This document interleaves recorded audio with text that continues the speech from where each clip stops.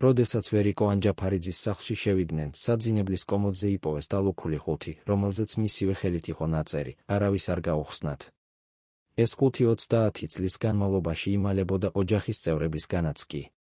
როცა საბოლოოდ გახსნეს, შიგნით აღმოაჩინეს წერილები, რომლებიც ეწინააღმდეგებოდა ყველაფერს, რასაც საზოგადოება მის შესახებ იცოდა.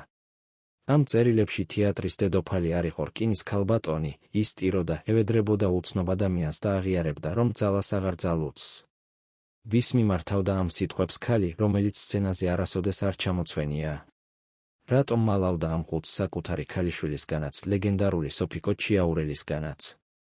რა ფასი გადაუხდია ქართული თეატრის უდიდეს ვარსკვლავს იმისთვის, რომ სხვებს ძალაში თაენერგა, თავად კი ფარულად ინგრეოდა? ამ ისტორიაში ყველაფერი არ არის ისეთი, როგორც გვეჩვენება და დღეს პირველად ვიტყვით იმას, რასაც ოჯახი ათწლეულების განმავლობაში მალავდა. ვერიკოს სახელი თბილისში ისე იწარმოებოდა, როგორც სამეფო ტიტული, პატივისცემით, შიშით და აღტაცებით ერთდროულად. როცა ის რუსთაველის თეატრის დარბაზში შედიოდა, თანამშრომლები თავებს უხვრიდნენ, ახალგაზრდა მსახიობები კედლებს ეკრობოდნენ, რათა გზა გაეთავისუფლებინათ. მაგრამ ის, რაც ხდებოდა ამ კედლების მიღმა, სცენის შუქებისა და აპლოდისმენტების გარეთ იყო სრულიად სხვა სამყარო, სადაც რკინის ქალბატონი ყოველ საღამოს იხსნიდა ნიღაბს და რჩებოდა მარტო თავის ტკივილთან. მისი გრიმიორის მაგიდაზე ყოველთვის იდგა პატარა ფლაკონი ვალერიანის წვეთებით, დეტალი, რომელსაც მხოლოდ გრიმიორი იცნობდა და რომელზეც საუბარი აკრძალული იყო. ის ხელებს ანთრევდა წარსვლამდე იხსენებს ერთ-ერთი თანამშრომელი, რომელიც 30 წლის შემდეგ პირველად ლაპარაკობს. მე ვფიქრობდი, რომ ეს აღელვება იყო, მაგრამ ახლა ვიცი, ეს შიში იყო. შიში იმისა, რომ ვერ გაუძლებდა. ვერიკო ანჯაფარიძე დაიბადა 1921 წელს, ეპოქაში, როცა ქალებს არ ჰქონდათ უფლება ოცნებობა სცენაზე. მისი ოჯახი არ იყო თეატრალური, მამა მოხელე იყო, დედა კი ტრადიციული ქართველი ქალი, რომელიც ფიქრობდა, რომ ქალიშვილი უნდა გათხოვდეს და შვილები გაზარდოს, არა რომ სცენაზე დადიოდეს. მაგრამ ვერიკოში რაღაც სხვა იცოდა, ცეცხლი, რომელსაც ვერავინ ჩააქრობდა. როცა მან პირველად თქვა, რომ თეატრში წავიდოდა, დედამ სახე გაიქცა. შენ გინდა ქუჩის ქალივით გამოიყურებოდე? ეს იყო ის სიტყვები, რომლებიც ვერიკომ არასოდეს დაივიწყა და რომლებიც მთელი ცხოვრება მის ყურში ისმოდა. მაგრამ გოგონა არ დანებდა. ის ფარულად დადიოდა რუსთაველის თეატრში, დგებოდა კარიბჭეში და უყურებდა რეპეტიციებს ბზარებიდან. ერთხელ მას შენიშნა რეჟისორმა კოტე მარჯანიშვილმა, კაცმა, რომელიც შემდეგ მისი ბედისწერა გახდა. რატომ დგახარ აქ, გოგონაო? ჰკითხა მან. მე მინდა ვიყო, როგორც ისინი, უპასუხა ვერიკომ, ხელით მიუთითა სცენაზე. მარჯანიშვილმა რაღაც დაინახა მის თვალებში, ის შიმშილი, რომელსაც ვერ აჩერებ. მას შემოდი და ნუ იმალები, თქვა მან. ეს იყო დასაწყისი, მაგრამ არა ზღაპრის, არამედ ომის. ომის საკუთარ თავთან, საზოგადოებასთან, ოჯახთან და იმ სამყაროსთან, რომელიც ქალს არ აპატიებდა ამბიციას. ვერიკოს პირველი როლი იყო მცირე ეპიზოდი, მაგრამ მან ისე ითამაშა, რომ დარბაზი გაშეშდა. კრიტიკოსებმა დაწერეს, ეს გოგონა არ თამაშობს, ის ცხოვრობს სცენაზე. მაგრამ სახლში დედა ტიროდა და ლოცულობდა, რომ ღმერთმა ქალიშვილს გონება მოეფინა. შენ ოჯახს ზიანს აყენებ, ეუბნებოდა ის. ვერიკო კი ყოველ საღამოს წავიდოდა თეატრში, ხოლო დილით ბრუნდებოდა დაღლილი, მაგრამ თვალებში ბრწყინვალებით. ის იცოდა, რომ ირჩევდა და არჩევანი გააკეთა. მაგრამ ამ არჩევანს ჰქონდა ფასი, რომელსაც მთელი ცხოვრება გადაიხდიდა. 1957 წელს, როცა ვერიკო უკვე იყო თეატრის ვარსკვლავი, მოხდა რაღაც, რაც მის ცხოვრებას სამუდამოდ შეცვლიდა. ის შეხვდა მიხეილ ჩიაურელს, რეჟისორს, რომელიც იყო ლეგენდა, გენიოსი და ტირანი ერთდროულად. ჩიაურელი იყო კაცი, რომელსაც სტალინი პირადად აფასებდა, რომლის ფილმები იყო საბჭოთა კინოს სიამაყე. მაგრამ ის იყო აგრეთვე კაცი, რომელსაც ჰქონდა რეპუტაცია ქალების მიმართ. როცა ვერიკო პირველად შევიდა მის კაბინეტში, ჩიაურელი იჯდა მაგიდასთან და ეწეოდა. მან თავი არც კი აუწია. შენ ხარ ანჯაფარიძე? ჰკითხა მან. დიახ, უპასუხა ვერიკომ. მითხარი, რატომ უნდა აგირჩიო შენ მთავარ როლზე, როცა თბილისში 100 უფრო ლამაზი ქალია? ეს იყო მისი სტილი, დამცირება, რომელიც გამოცდა იყო. ვერიკომ არ დაიბრა. იმიტომ რომ მე არ ვარ ლამაზი, მე ვარ ნამდვილი, თქვა მან. ჩიაურელმა თავი აიწია და პირველად შეხედა მას. და იმ მზერაში იყო რაღაც, რაც ვერიკოს შეაშინა, არა აღტაცება, არამედ ფლობის სურვილი. მათი ქორწინება იყო სკანდალი. ჩიაურელი იყო 30 წლით უფროსი განქორწინებული ორი შვილის მამა. ვერიკო კი ახალგაზრდა მსახიობი, რომელიც ჯერ კიდევ აშენებდა კარიერას. საზოგადოება ჩურჩულებდა, ის გამოიყენა მას, ის მიატოვებს, როცა მოიწყენს, ის არის მისი მარიონეტი. მაგრამ ვერიკო დუმდა. ის იცოდა, რომ ჩიაურელი არ იყო იდეალური, ის იყო ქარიშხალი, რომელიც ანგრევდა ყველაფერს გზაზე. მაგრამ ის იყო აგრეთვე კაცი, რომელიც მას აძლევდა როლებს, რომლებზეც სხვები ოცნებობდნენ. და ვერიკო იყო ქალი, რომელიც მზად იყო გადაეხადა ნებისმიერი ფასი დიდებისთვის. მაგრამ რა ფასი იყო ეს? ამას მხოლოდ ის იცოდა და ის, ვინც კითხულობდა იმ წერილებს დალუქულ ხუთში. პირველი წლები ქორწინებაში იყო როგორც სიზმარი და კოშმარი ერთდროულად.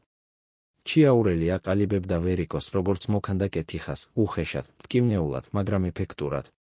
ის ყვიროდა მასზე რეპეტიციებზე, აძლევდა შენიშვნებს სხვების წინაშე, აიძულებდა ერთსა და იმავე სცენას 20 ჯერ გაემეორებინა. შენ არაფერი იცი. ეუბნებოდა ის. შენ ფიქრობ, რომ ნიჭი საკმარისია. ნიჭი არაფერია უმუშაობლობის გარეშე. ვერიკო ტიროდა სახლში, მაგრამ მეორე დღეს ბრუნდებოდა და აგრძელებდა.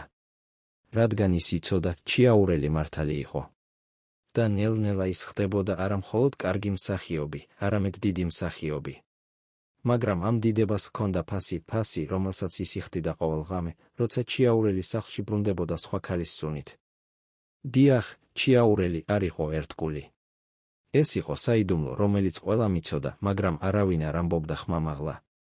ის ჰყავდა ურთიერთობები მსახიობებთან, თანაშემწეებთან, უბრალო ქალებთან, რომლებსაც ხვდებოდა ქუჩაში. ვერიკო იცოდა, როგორ არ იცოდა. ის ხედავდა ნიშნებს, უცხო ქალის თმამის პიჯაკზე, სუნამო, რომელსაც ის არ იყენებდა, გვიანი დაბრუნებები. მაგრამ ის დუმდა. რადგან თუ ის ლაპარაკობდა, თუ ის აპროტესტებდა, ის კარგავდა ყველაფერს, როლებს, სტატუსს, იმ ცხოვრებას, რომლისთვისაც იბრძოდა. და ამიტომ ის ირჩევდა დუმილს. მაგრამ ეს დუმილი მას შიგნიდან შეჭამდა, როგორც მჟავა. პატარა ჩიქახვინო, რომელიც ხდებოდა 2, შემდეგ 3. ეს მეხმარება დავიძინო, ამბობდა ის თავისთვის. მაგრამ სინამდვილეში ეს მას ეხმარებოდა დაევიწყებინა, რომ მისი ქმარი იმ წუთში სხვა ქალის ხელებში იყო. 1959 წელს დაიბადა სოფიკო, ქალიშვილი, რომელიც გახდებოდა ვერიკოს სიამაყე და წყევლა ერთდროულად.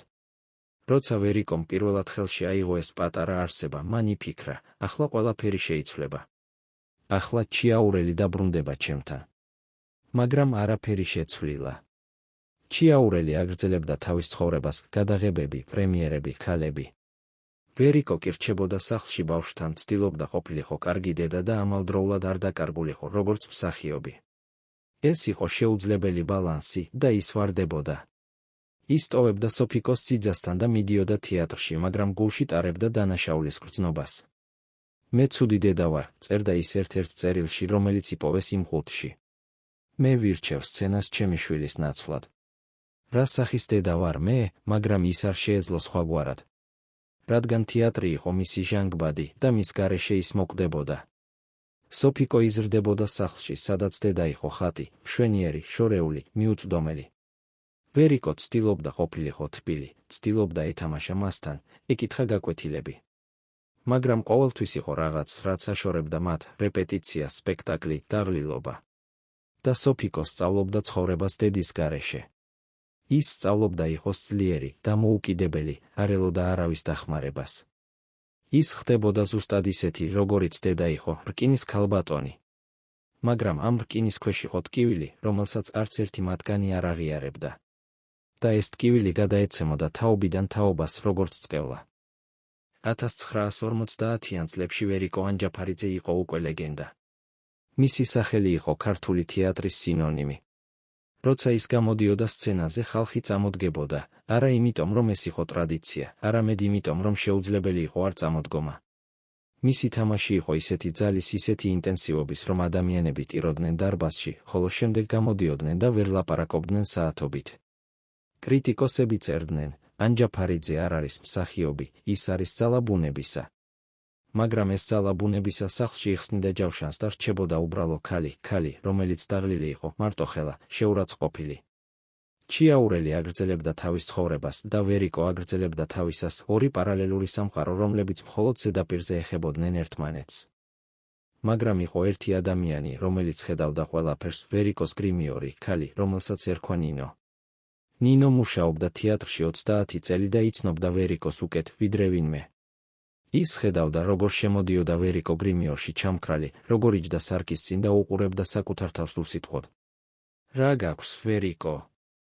ჰკითხავდა ნინო. არაფერი, პასუხობდა ვერიკო. უბრალოდ დავიღალე. მაგრამ ნინო იცოდა, რომ ეს არ იყო უბრალოდ აღლილობა. ეს იყო რაღაც უფრო ღრმა, სულის დაღლილობა იმისგან, რომ ყოველთვის უნდა იყო ძლიერი, ყოველთვის უნდა იყო სრულყოფილი, ყოველთვის უნდა იყო რკინის ქალბატონი. ერთხელ მან მითხრა, იხსენებს ნინო, მითხრა, ნინო, მე მინდა ერთი დღით მაინც ვიყო სუსტი. მინდა ვტირო, ვიყვირო, დავეცე იატაკზე და არავინ არ მომთხოვოს, რომ წამოვდგე. მაგრამ მე არ შემიძლია. რადგან თუ მე დავეცემი, ყველა დაეცემა ჩემთან ერთად. და მე მაშინ გავიგე, ვერიკო ანჯაფარიძე არ იყო რკინის ქალბატონი. ის იყო ქალი, რომელიც თამაშობდა რკინის ქალბატონს და ეს როლი მას კლავდა. 1955 წელს მოხდა რაღაც, რაზეც არასოდეს არ ილაპარაკეს საჯაროდ. ვერიკო ჩაიყვანეს საავადმყოფოში, ოფიციალურად გადაღლილობის გამო. მაგრამ ის, ვინც იყო იქ, იცოდა სიმართლე. ვერიკომ სიცოცხლის ზღვარზე იყო. მისი ნერვული სისტემა საბოლოოდ ჩამოიშალა და მხოლოდ იმიტომ გადარჩა, რომ სოფიკო შემთხვევით დაბრუნდა სახლში ადრე და იპოვა დედა უგონო მდგომარეობაში. ეს ფაქტი დაიფარა, რა თქმა უნდა, დაიფარა. რადგან ვერიკო ანჯაფარიძე არ შეეძლო ყოფილიყო სუსტი, არ შეეძლო ყოფილიყო შეშლილი, არ შეეძლო ყოფილიყო ადამიანი. ის უნდა ყოფილიყო ხატი და ხატები არ სვამენ აბებს. ოფიციალურად ის იყო საავადმყოფოში 2 კვირა დასასვენებლად. მაგრამ სინამდვილეში ის იყო ფსიქიატრიულ განყოფილებაში, სადაც ექიმები ცდილობდნენ დაებრუნებინათ სიცოცხლისკენ ქალი, რომელსაც აღარ სურდა ცხოვრება. რატომ გააკეთე ეს? ჰკითხა მას ფსიქიატრმა. ვერიკომ დიდხანს დუმდა, შემდეგ თქვა, იმიტომ რომ მე აღარ ვიცი, ვინ ვარ. ვარ თუ არა ვერიკო ანჯაფარიძე, თუ მე ვარ უბრალოდ როლი, რომელსაც ვერიკო ანჯაფარიძე თამაშობს. და თუ მე ვარ მხოლოდ როლი, მაშინ რა აზრი აქვს ცხოვრებას? ეს ინციდენტი დაიფარა ისე საფუძვლიანად, რომ თუნდაც ახლობელი ადამიანები არ იცოდნენ სიმართლე. ჩიაურელს უთხრეს, რომ ვერიკოს გადაღლილობა ჰქონდა. სოფიკოს უთხრეს, რომ დედას გული შეეშალა. მაგრამ სოფიკო იცოდა, ის ხომ იყო ის, ვინც იპოვა დედა. და ეს ხედვა, დედა, რომელიც იწვა იატაკზე, სუნთქვა ძლივ შესამჩნევი, ეს ხედვა დარჩა მის თვალებში სამუდამოდ. მან არასოდეს ჰკითხა დედას, რატომ, რადგან ის იცოდა, რომ ზოგიერთ კითხვას არ აქვს პასუხი. ან აქვს, მაგრამ ეს პასუხი ისეთი მტკივნეულია, რომ უმჯობესია არ იცოდე. და ამიტომ ისინი არასოდეს არ ისაუბრეს ამ ღამეზე, არც მაშინ, არც შემდეგ, არც ვერიკოს სიკვდილის შემდეგ. ეს იყო საიდუმლო, რომელიც დაკრძალეს ორივე მათგანმა და რომელიც ახლა, 10 წლეულების შემდეგ, პირველად გამოდის ზედაპირზე. როცა ვერიკო დაბრუნდა სახლში, ის იყო სხვა ადამიანი. ის აღარ ცდილობდა იყოს ბედნიერი, აღარ ცდილობდა იყოს კარგი ცოლი. ის უბრალოდ არსებობდა და თამაშობდა. რადგან სცენა იყო ერთადერთი ადგილი, სადაც მას შეეძლო ყოფილიყო ნამდვილი. პარადოქსი იყო, რეალურ ცხოვრებაში ის თამაშობდა როლს, ხოლო სცენაზე ის იყო ნამდვილი. და ხალხი ამას გრძნობდა. ამიტომ ტიროდნენ მის სპექტაკლებზე, რადგან ისინი ხედავდნენ არა მსახიობს, არამედ ადამიანს, რომელიც იხსნიდა სულ სცენაზე. მაგრამ ეს ხსნა ჰქონდა ფასი, ყოველი სპექტაკლის შემდეგ ვერიკო იწვა გრიმიორში გამოფიტული, უუნარო წამოდგომოდა. ნინო მოჰქონდა მას ჩაი, ეხმარებოდა მოეხსნა კოსტიუმი, ელოდა, სანამ ის კვლავ შეძლებდა იყოს რკინის ქალბატონი და გამოსულიყო თეატრიდან თავი მაღლა აწეული. 1956 წელს ჩიაურელმა გადაიღო ფილმი, რომელიც გახდა მისი შედევრი და ვერიკოს წყევლა. ფილმში მთავარ როლს თამაშობდა ახალგაზრდა მსახიობი, ქალი, რომელიც იყო 30 წლით უმცროსი ვერიკოზე. და ყველამ დაინახა, როგორ უყურებდა ჩიაურელი ამ ქალს, როგორ უყურებდა მას ისე, როგორც აღარ უყურებდა ვერიკოს წლების განმავლობაში.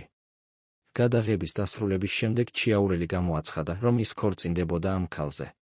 ის ტოვებდა ვერიკოს ოფიციალურად, საჯაროდ სკანდალურად.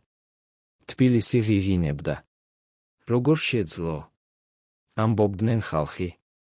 როგორ შეძლო მიეტოვებინა ვერიკო ანჯაფარიძე, მაგრამ ჩიაურელი არ ინერვიულებდა. ის იყო კაცი, რომელიც იღებდა იმას, რაც სურდა და ახლა მას სურდა ახალგაზრდა ქალი, არა მოხუცებული ცოლი. ვერიკომ მიიღო განქორწინების საბუთები სახლში, ჩვეულებრივ კონვერტში. არ იყო არანაირი ახსნა, არანაირი ბოდიში. მხოლოდ იურიდიული დოკუმენტები და ხელმოწერის ადგილი. ის იჯდა სამზარეულოს მაგიდასთან უჭირავდა ეს ქაღალდები ხელში და ვერ იგებდა როგორ მოხდა ეს. როგორ გახდა ის ვერიკო ანჯაფარიძე, თეატრის დედოფალი, ქალი, რომელსაც მთელი საქართველო აფასებდა, როგორ გახდა ის უბრალოდ მიტოვებული ცოლი. მან მოაწერა ხელი, რა თქმა უნდა მოაწერა. რადგან რა სხვა შეეძლო? ის არ შეეძლო ევედრებინა, არ შეეძლო ეტირა, არ შეეძლო ეთხოვა მას დაბრუნება.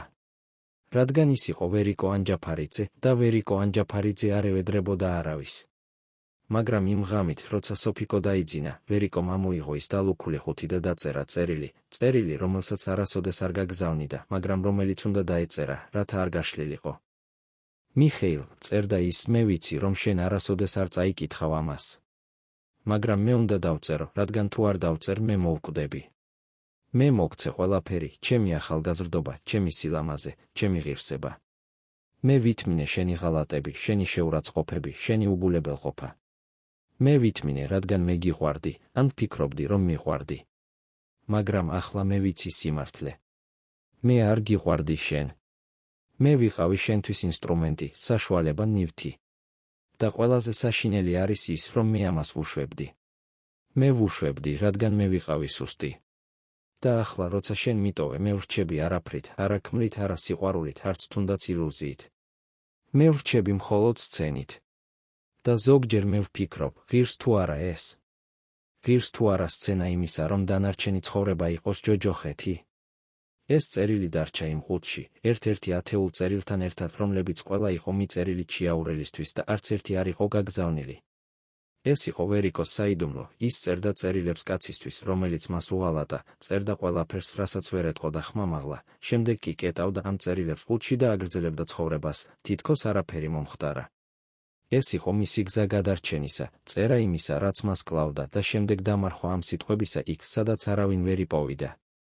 მაგრამ ახლა, 10 წლეულების შემდეგ ეს სიტყვები იპოვეს და ისინი გვიჩვენებენ სიმართლეს, რომელიც ვერიკო ანჯაფარიძემ მთელი ცხოვრება დამალა.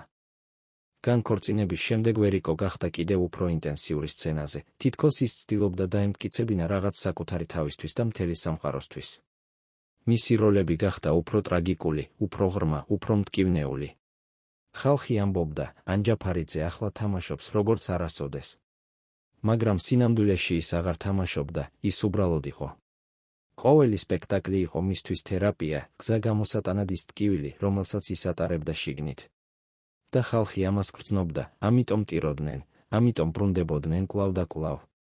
რადგან ისინი ხედავდნენ სცენაზე არა მსახიობს, არამედ ადამიანს, რომელიც იბრძოდა საკუთარ დემონებთან და ამ ბრძოლაში იყო რაღაც ისეთი ნამდვილი, ისეთი ადამიანური, რომ შეუძლებელი იყო გულგრილად დარჩენა. მაგრამ სახლში, როცა ფარდა ეცემოდა და აპლოდისმენტები ჩუნდებოდა, ვერიკო კვლავ რჩებოდა მარტო. სოფიკო იზრდებოდა და ხდებოდა უფრო და უფრო დამოუკიდებელი, უფრო და უფრო შორეული. ის სწავლობდა იყოს ისეთივე ძლიერი, როგორც დედა, მაგრამ ამ ძალაში იყო აგრეთვე სიცივე, დისტანცია.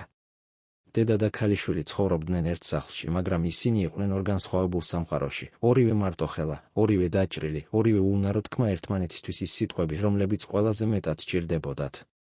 და ეს დუმილი მათ შორის იზრდებოდა, ხდებოდა უფრო და უფრო მძიმე, სანამ საბოლოოდ არ გახდა კედელი, რომელსაც ვერც ერთი მათგანი ვერ გადალახავდა.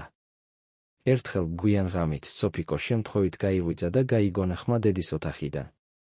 ის ფიქრობდა, რომ დედა ლაპარაკობდა ვიღაცასთან ტელეფონით, მაგრამ როცა მიუსმინა, მიხვდა, დედა ლაპარაკობდა საკუთარ თავთან. რატომ? ამბობდა ვერიკო. რატომ უნდა იყოს ყველაფერი ასე? რატომ არ შემიძლია იყო უბრალოდ ბედნიერი? რატომ არ არის საკმარისი ის, რაც მაქვს თეატრი, სოფიკო პატივისცემა? რატომ მე ვგრძნობ ცარიელს, სოფიკო იდგა კარის უკან და უსმენდა და მის გულში რაღაც იშლებოდა. რადგან ის იგივეს გრძნობდა, იგივე ცარიელობას, იგივე შეკითხვებს. და იმ მომენტში მან მიხვდა, ისინი იყვნენ ერთნაირები, ის და დედა. ორივე მათგანი იყო რკინის ქალბატონი და ორივე მათგანი იხრძნებოდა ამ რკინის წონის ქვეშ. მაგრამ მან არ შევიდა ოთახში, არ ჩაეხუტა დედას, არ უთხრა, მეც ასე ვგრძნობ. ის დაბრუნდა საკუთარ ოთახში და იწვა ბნელში, უსმენდა დედის ხმას და ტიროდა იმაზე, რაც დაკარგეს, რაც არასოდეს ჰქონდათ, რაც არასოდეს არ ექნებოდათ. დღეები გადიოდა ერთმანეთის მსგავსად თეატრი, სახლი, თეატრის სახლი. ვერიკო აგრძელებდა თამაშს, აგრძელებდა ყოფნას რკინის ქალბატონად. მაგრამ ის, ვინც მას ახლოს იცნობდა, ხედავდა ცვლილებებს. ის იწყებდა დავიწყებას, პატარა რამეებს ჯერ, შემდეგ უფრო მნიშვნელოვან რამეებს. ის იწყებდა დაბნევას რეპლიკებში, რომლებიც 10 წლეულების განმავლობაში იცოდა გარეკანვე. ის იწყებდა დაღლილობას უფრო სწრაფად, უფრო ღრმად. ეს ასაკია, ამბობდნენ ხალხი. მაგრამ ნინო, გრიმიორი, იცოდა, ეს არ იყო მხოლოდ ასაკი. ეს იყო რაღაც სხვა, თითქოს ვერიკო ნელ-ნელა ქრებოდა, თითქოს ისტოვებდა ამ სამყაროს ნაბიჯ, არა იმიტომ, რომ სხეული უღალატებდა, არამედ იმიტომ, რომ სული დაიღალა. დაიღალა იმისგან, რომ ყოველთვის უნდა იყო ძლიერი, ყოველთვის უნდა იყო სრულყოფილი, ყოველთვის უნდა იყო ის, ვინც არასოდეს არ ყოფილა. და ერთ დღეს, როცა ვერიკო იჯდა გრიმიორში სპექტაკლის შემდეგ, ნინომ ჰკითხა მას, ვერიკო, შენ ბედნიერი ხარ? ვერიკომ შეხედა მას სარკეში, დიდხანს, უსიტყვოდ. შემდეგ თქვა, მე არ ვიცი, რას ნიშნავს ბედნიერება, ნინო. მე ვიცი, რას ნიშნავს სცენა. ვიცი, რას ნიშნავს აპლოდისმენტები. ვიცი, რას ნიშნავს პატივისცემა. მაგრამ ბედნიერება? ეს სიტყვა არის ჩემთვის უცხო ენაზე. და იმ მომენტში ნინომ დაინახა რაღაც ვერიკოს თვალებში, რაღაც, რაც მას აქამდე არასოდეს ენახა. არა ტკივილი, არა სევდა, არამედ ცარიელობა. სრული, აბსოლუტური ცარიელობა. და ეს იყო ყველაზე საშინელი, რადგან ტკივილს შეიძლება გაუმკლავდე, სევდა შეიძლება გადალახო. მაგრამ ცარიელობა. ცარიელობა უბრალოდ არის და ის შენს შიგნით იზრდება, სანამ არაფერი არ დარჩება. მაგრამ ვერიკო ანჯაფარიძე აგრძელებდა. რადგან ეს იყო ერთადერთი, რაც მას შეეძლო გაგრძელება. ის აგრძელებდა თამაშს, აგრძელებდა ღიმილს, აგრძელებდა ყოფნას რკინის ქალბატონად. და ხალხი აგრძელებდა მის თაყვანისცემას, აგრძელებდა მის სიყვარულს, აგრძელებდა ხედვას მასში იმისა, რაც მას სურდათ ენახათ, ძალას, სიმტკიცე, სრულყოფილება. არავინ არ ხედავდა იმას, რაც იყო ამ ნიღბის ქვეშ, შეშლილ ქალს, რომელიც ყოველ ღამე წერდა წერილებს კაცისთვის, რომელმაც მას უღალატა და ინახავდა ამ წერილებს დალუქულ ყუთში, თითქოს ისინი იყო საგანძური. არავინ არ ხედავდა ქალს, რომელიც ყოველ საღამოს სვამდა ვალერიანის წვეთებს, რათა ხელები არ ეთრთოდა სცენაზე. არავინ არ ხედავდა დედას, რომელიც ყოველ ღამე იდგა ქალიშვილის კარის წინ, მაგრამ ვერასოდეს შედიოდა, რადგან არ იცოდა რა ითქვა. და ყველაზე საშინელი იყო ის, რომ თავად ვერიკო აღარ იცოდა, ვინ იყო ის. იყო თუ არა ის ნამდვილად ვერიკო ანჯაფარიძე, თეატრის დედოფალი, რკინის ქალბატონი. თუ ის იყო უბრალოდ ქალი, რომელიც 10 წლეულების განმავლობაში თამაშობდა ამ როლს ისე კარგად, რომ საბოლოოდ დაკარგა საკუთარი თავი ამ როლში. და თუ ის იყო მხოლოდ როლი, მაშინ რა მოხდებოდა, როცა ფარდა საბოლოოდ ჩამოვარდებოდა? რა დარჩებოდა მაშინ? ეს კითხვები მას აწამებდა ყოველ ღამე და პასუხი არ იყო. ან იყო, მაგრამ ეს პასუხი იყო ისეთი საშინელი, რომ ვერიკო ანჯაფარიძე, რკინის ქალბატონი, ვერ ბედავდა მის თქმას თუნდაც საკუთარი თავისთვის. თბილისის ცენტრალურ საავადმყოფოში მე-6 სართულზე არსებობდა პალატა ნომერი 32, რომელშიც ოფიციალურად არასოდეს არ იწერებოდა პაციენტების ნამდვილი სახელები. ეს იყო ადგილი, სადაც მკურნალობდნენ ის ადამიანები, ვისი დაავადებაც არ უნდა ყოფილიყო ცნობილი, პარტიის მაღალჩინოსნები, ცნობილი მსახიობები, ადამიანები, რომელთა სისუსტე საფრთხეს უქმნიდა მათ იმიჯს.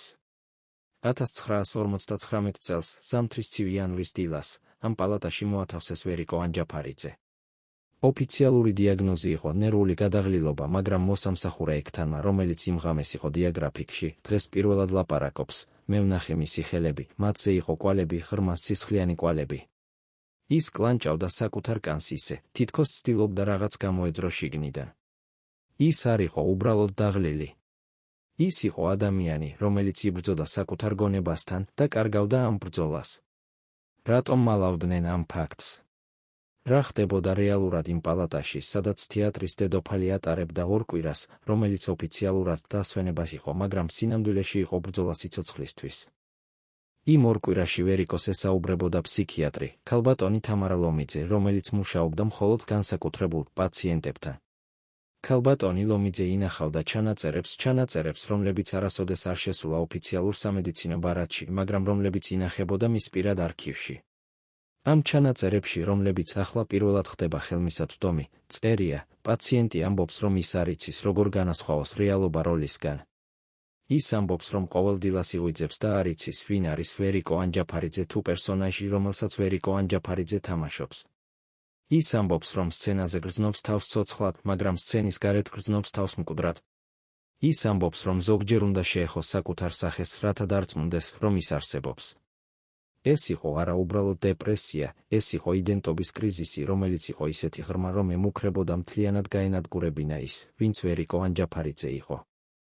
მაგრამ ყველაზე შემაძრწუნებელი იყო ის, რაც მოხდა მეათე დღეს. ქალბატონმა ლომიძემ სთხოვა ვერიკოს დაეწერა წერილი საკუთარი თავისთვის, წერილი იმ ქალისთვის, რომელიც ის იყო 20 წლის წინ, სანამ გახდებოდა ვერიკო ანჯაფარიძე. და ვერიკომ დაწერა. ეს წერილი ინახება ქალბატონი ლომიძის არქივში, 5 გვერდი, დაწერილი ფრთხილი, თითქმის ბავშვური ხელწერით. წერილი იწყება სიტყვებით: ვერიკო, პატარა გოგონა, რომელიც ოცნებობდი სცენაზე, მე მინდა გითხრა, არ წახვიდე. დარჩი სახლში. გათხოვდი იმ ბიჭზე, რომელიც გიყვარდა სკოლაში. გაზარდე შვილები. იყავი ბედნიერი. რადგან ის, რაც მე გავხდი, არ არის ღირებული. დიახ, მე მაქვს დიდება. დიახ, მე მაქვს პატივისცემა. მაგრამ მე არ მაქვს ცხოვრება. მე არ მაქვს სიყვარული. მე არ მაქვს მშვიდობა.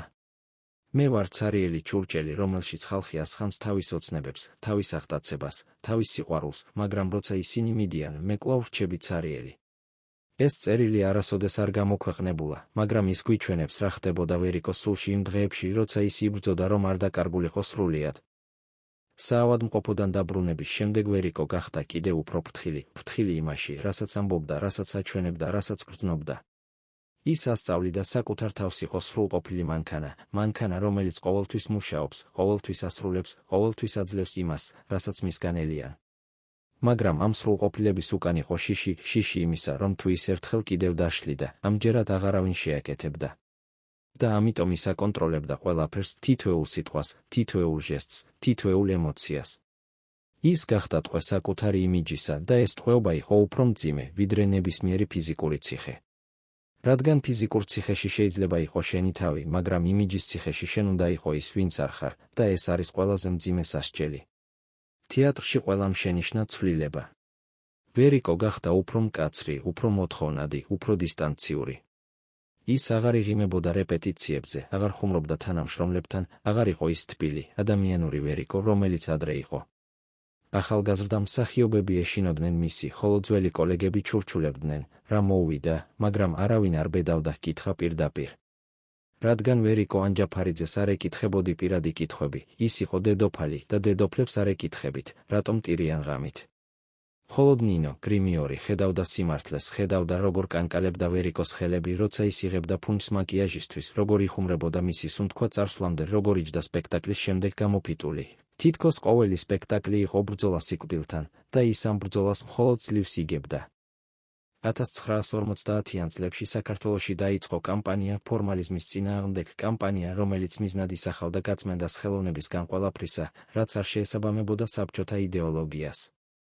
ეს იყო საშინელი დრო, როცა მსახიობები, რეჟისორები, მწერლები ქრებოდნენ ღამით, როცა სპექტაკლები იკრძალებოდა, როცა ხელოვნება ხდებოდა საშიში საქმიანობა.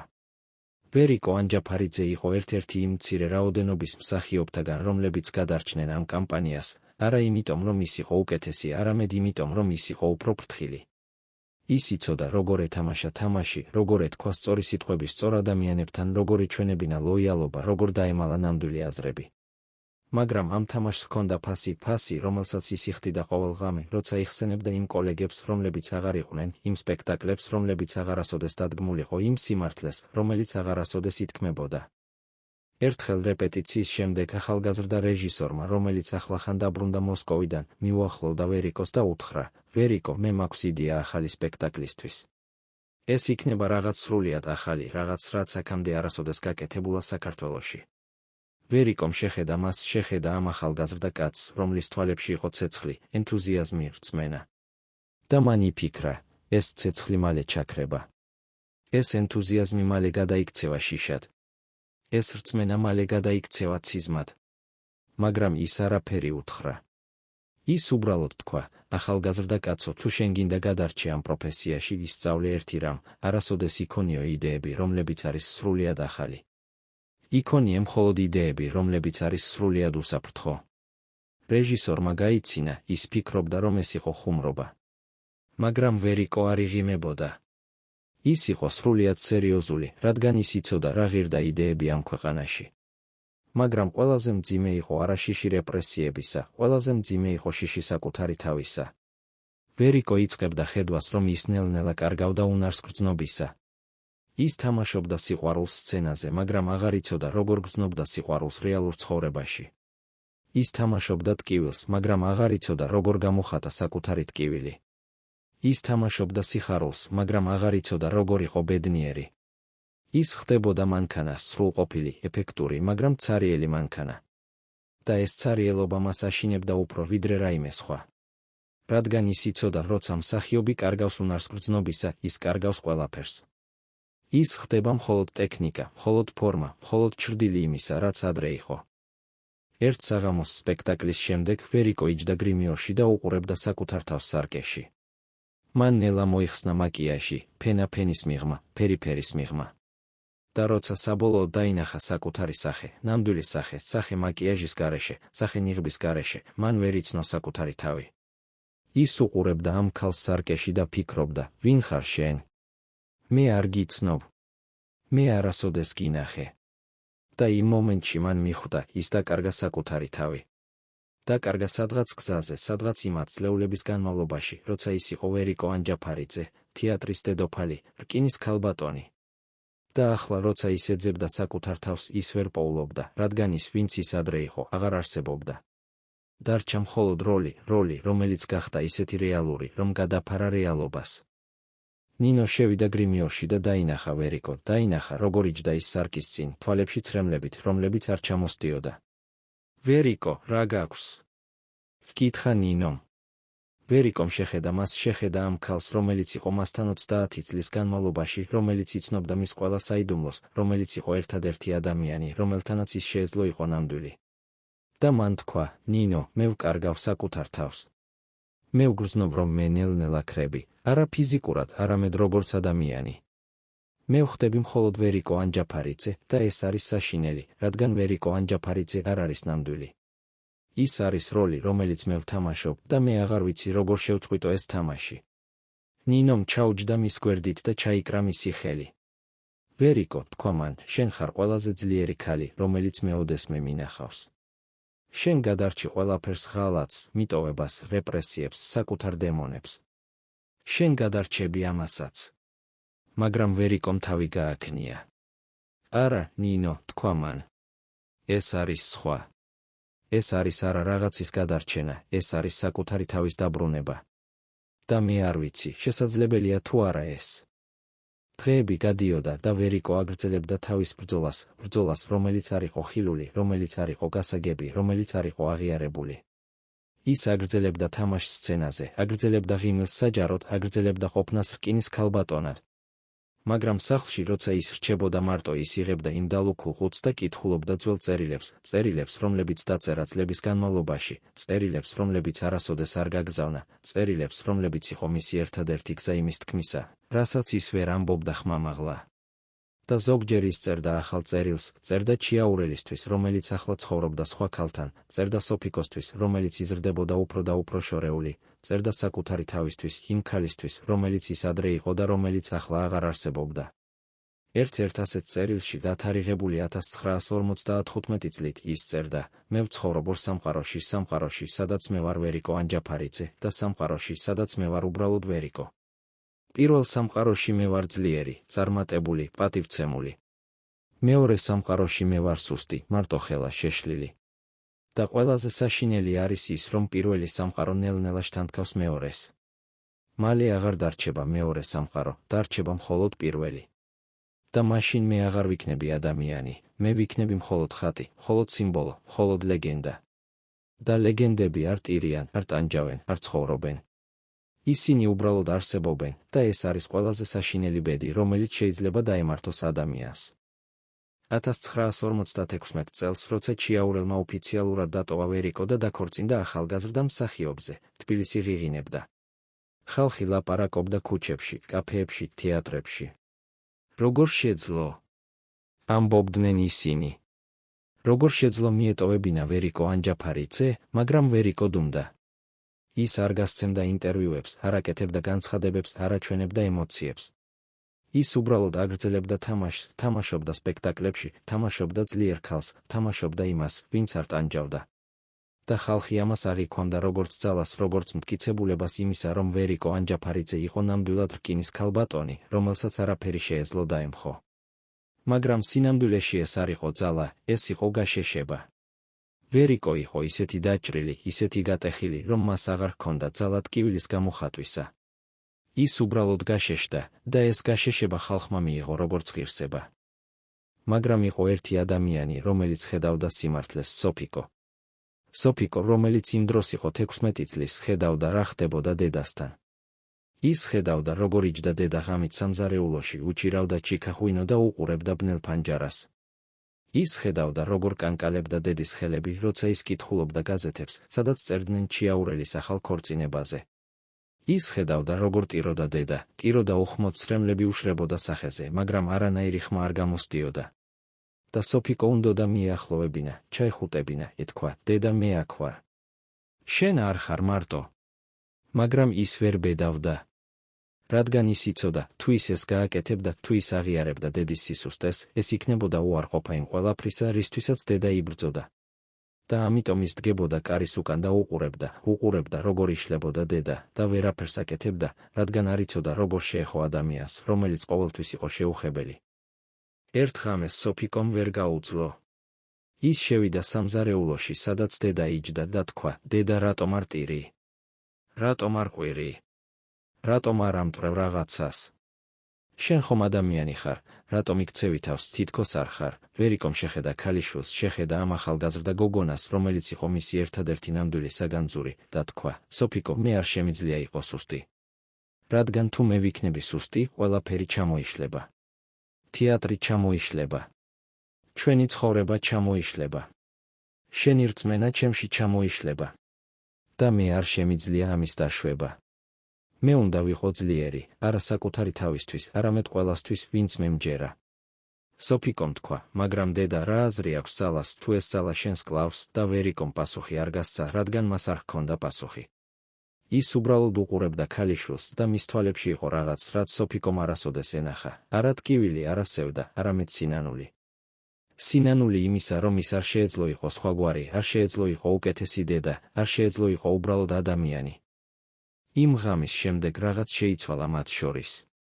სოფიკო აღარ ცდილობდა მიახლოვებას, ის მიხვდა, რომ დედა არ იყო მზად ამისთვის, არ იყო მზად იმისთვის, რომ ვინმე ენახა მისი სისუსტე. და ამიტომ ის უბრალოდ იყო იქ, იყო სახლში, იყო ახლოს, იყო ხელმისაწვდომი, თუ დედას დასჭირდებოდა. მაგრამ ის არ აიძულებდა დედას ლაპარაკს, არ აიძულებდა მას გახსნას. ის უბრალოდ ელოდა იმ დღეს, როცა დედა საბოლოოდ მზად იქნებოდა ჩამოეშვა ის ნიღაბი და ყოფილიყო ნამდვილი. მაგრამ ეს დღე არასოდეს მოვიდა, არა იმიტომ, რომ ვერიკო არ უნდოდა, არამედ იმიტომ, რომ ის აღარ იცოდა როგორ.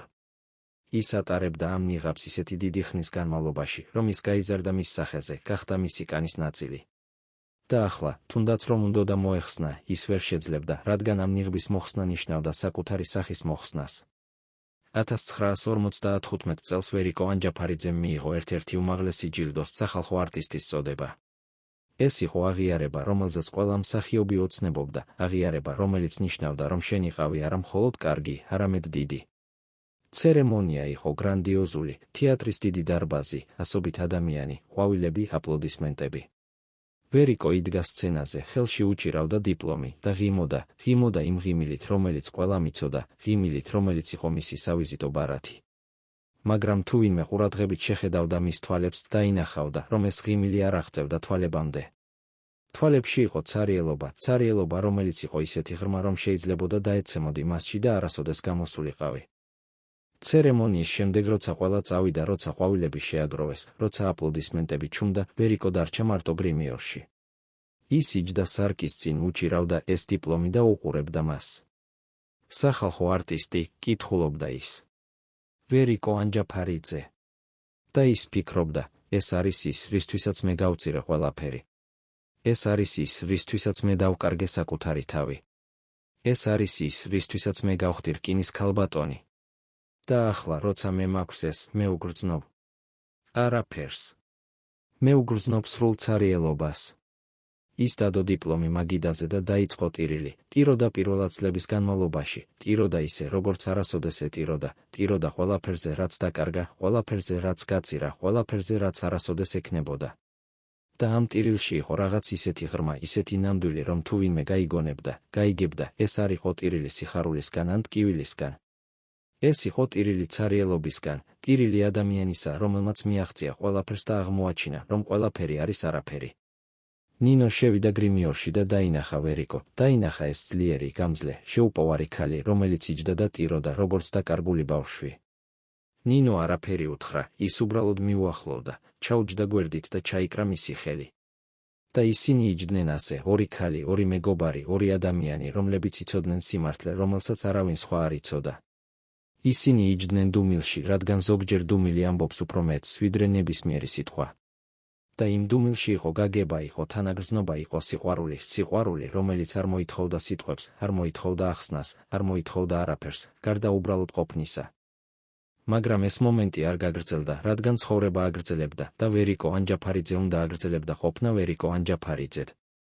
ის გამოშრო ცრემლები, გამოასწორა მაკიაჟი, წამოდგა და თქვა, მადლობა ნინო. მე ახლა კარგად ვარ. და ნინო იცოდა, რომ ეს იყო ტყუილი, მაგრამ ის აგრეთვე იცოდა, რომ ეს იყო საჭირო ტყუილი, ტყუილი, რომელიც საშუალებას აძლევდა ვერიკოს გაეგრძელებინა. და ამიტომ ის თქვა, დიახ, ვერიკო. შენ კარგად ხარ. და ისინი ორივე იცოდნენ, რომ ეს არ იყო სიმართლე, მაგრამ ზოგჯერ ტყუილი არის ერთადერთი გზა გადარჩენისა. ვერიკო გავიდა თეატრიდან იმ ღამით, გავიდა თავი მაღლა აწეული, ხიმილით სახეზე, დიპლომით ხელში. და ხალხი, რომელიც ელოდა მას გარეთ, დაინახა ზუსტად ის, რასაც უნდოდათ ენახათ, ძლიერი, წარმატებული, ბედნიერი ქალი. არავინ არ დაინახა ის, რაც იყო ამ ფასადის უკან, გატეხილი, დაღლილი, ცარიელი ქალი, რომელიც უბრალოდ ცდილობდა გადარჩენას კიდევ ერთი დღით. რადგან ეს იყო ვერიკო ანჯაფარიძის ნიჭი, არა მხოლოდ თამაშის სცენაზე, არამედ თამაში ცხოვრებაში. და ის თამაშობდა ამ როლს ისეთი სრულყოფილებით, რომ თუნდაც ახლობელი ადამიანები ვერ ხედავდნენ სიმართლეს. მაგრამ სიმართლე იყო იქ, იყო იმ დალუქულ ხუთში, იყო იმ წერილებში, რომლებიც არასოდეს არ გაიგზავნა, იყო იმ ცრემლებში, რომლებიც ჩამოსდიოდა მხოლოდ მაშინ, როცა არავინ ხედავდა. და ეს სიმართლე ელოდა იმ დღეს, როცა საბოლოოდ გამოვიდოდა ზედაპირზე და გვიჩვენებდა, ვინ იყო ნამდვილად ვერიკო ანჯაფარიძე, რკინის ქალბატონი, რომელიც სინამდვილეში იყო ყველაზე მოწყვლადი ქალი, რომელიც ოდესმე ცხოვრობდა. რუსთაველის თეატრის არქივში მესამე სართულის ბოლო ოთახში ინახება რეჟისორის ჟურნალი, რომელიც არასოდეს არ გამოქვეყნებულა. ამ ჟურნალში 1958 წლის ოქტომბრის ჩანაწერში წერია, დღეს ვერიკომ უარი თქვა მთავარ როლზე. არა იმიტომ, რომ არ შეეძლო, არამედ იმიტომ, რომ მისი სიტყვებით ეს პერსონაჟი ძალიან ბედნიერია და მე აღარ ვიცი, როგორ ითამაშო ბედნიერება. მე ვუყურებდი ამ ქალს, რომელიც იყო ჩვენი უდიდესი მსახიობი და ვხედავდი რაღაცა საშინელს, ის კარგავდა უნარს თამაშისა. არა ტექნიკურად, არამედ ემოციურად. ის შეეძლო ეთამაშა ტკივილი, სევდა რისხვა, მაგრამ სიხარული. სიყვარული. იმედი. ეს ემოციები გახდა მისთვის უცხო ენა. ეს ჩანაწერი ამბობს იმაზე მეტს, ვიდრე ნებისმიერი ოფიციალური ბიოგრაფია, ის გვიჩვენებს, რომ ვერიკო ანჯაფარიძე ნელ-ნელა კარგავდა არა ნიჭს, არამედ რაღაც უფრო მნიშვნელოვანს, კავშირს ცხოვრებასთან, უნარს გრძნობისა, უნარს იყოს ადამიანი. რატომ მალავდნენ ამ ჩანაწერს? რა ხდებოდა ვერიკოსთან იმ წლებში, როცა ის გარედან ჩანდა უფრო ძლიერი, ვიდრე ოდესმე? და ალბათ ეს არის ყველაზე მნიშვნელოვანი გაკვეთილი, რომელიც ჩვენ შეგვიძლია ვისწავლოთ ვერიკო ანჯაფარიძისგან, არა ის, რომ ჩვენ უნდა ვიყოთ ძლიერები, არამედ ის, რომ ძალა მარტო არ არის საკმარისი. რომ ჩვენ ასევე უნდა ვიყოთ ნამდვილები, ვიყოთ ადამიანები, ვიყოთ საკუთარი თავი. რომ ჩვენ უნდა ვირჩიოთ ბედნიერება დიდების ნაცვლად, სიყვარული წარმატების ნაცვლად, მშვიდობა ძალის ნაცვლად. და თუ ჩვენ ვისწავლით ამას, მაშინ ვერიკო ანჯაფარიძის ტანჯვა არ იქნება ზედმეტი. მაშინ მისი მსხვერპლი ექნება აზრი. მაშინ მისი ცხოვრება იქნება არა მხოლოდ ტრაგედია, არამედ გაკვეთილი, რომელიც შეიძლება გადაარჩინოს სხვებს იმ ბედისგან, რომელიც დაემართა მას. მეგობრებო, როგორ უყურებთ ვერიკო ანჯაფარიძეს? იყო თუ არა ის მსხვერპლი იმ სისტემისა და იმ დროის, რომელშიც ის ცხოვრობდა, თუ თავად იყო პასუხისმგებელი საკუთარ არჩევანებზე? შეეძლო თუ არა მას სხვაგვარად ცხოვრება, თუ ის იყო ერთადერთი გზა ქალისთვის იმ ეპოქაში? დაწერეთ თქვენი აზრი კომენტარებში, ჩვენთვის მნიშვნელოვანია ვიცოდეთ, ახსოვთ თუ არა ის თქვენს ქალაქში რას ფიქრობთ მის მემკვიდრეობაზე. დააჭირეთ ლაიქს, თუ ეს ისტორია შეეხო თქვენს გულს და გამოიწერეთ ჩვენი არხი, ჩვენ აგრძელებთ მსგავსი ისტორიების მოყოლას, ისტორიებს იმ ადამიანების შესახებ, რომლებიც იყვნენ ლეგენდები, მაგრამ რომლებიც პირველ რიგში იყვნენ უბრალოდ ადამიანები, ჩვენსავით.